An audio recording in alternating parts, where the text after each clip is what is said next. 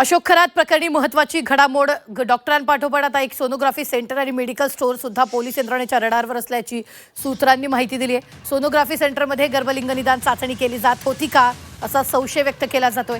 एका विशिष्ट मेडिकल स्टोअरमधून गुंगी येणाऱ्या वेदनाशामक आणि इतर काही गोळ्या औषध खरेदी केली जात होती अशी सुद्धा सूत्रांनी माहिती दिलेली आहे।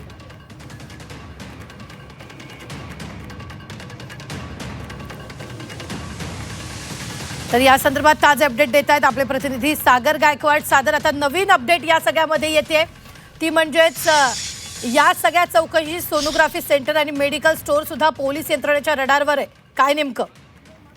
नक्कीच, खरं तर आता परत अशोक खरातच्या बाबतीमधला एक नवीन घडामोडी समोर येताना आता पाहायला मिळत आहेत।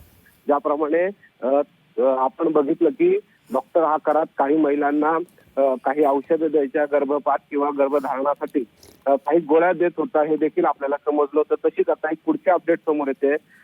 डॉक्टर पाठोपाठ एक सोनोग्राफी सेंटर आहे आणि एक मेडिकल स्टोअर देखील आहे ज्यातून ह्या गोळ्या त्या खरातला मिळत होत्या आणि आता त्या देखील आता पोलीस यंत्रणेच्या रडावर असल्याची सूत्रांची माहिती आहे।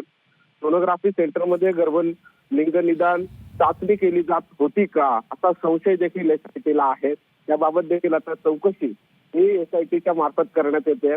त्याचबरोबर एका विशिष्ट मेडिकल स्टोअर मधून गुंगी येणाऱ्या वेदनाशामक आणि इतर काही गोळ्या औषध खरेदी केली जात होती का अशी देखील सूत्रांची माहिती आहे। याबाबत देखील आता ह्या मेडिकल स्टोअर शोधायचं काम जे आहे ते आता सध्या एसआयटी कडून याचं काम सुरू झालेलं आहे।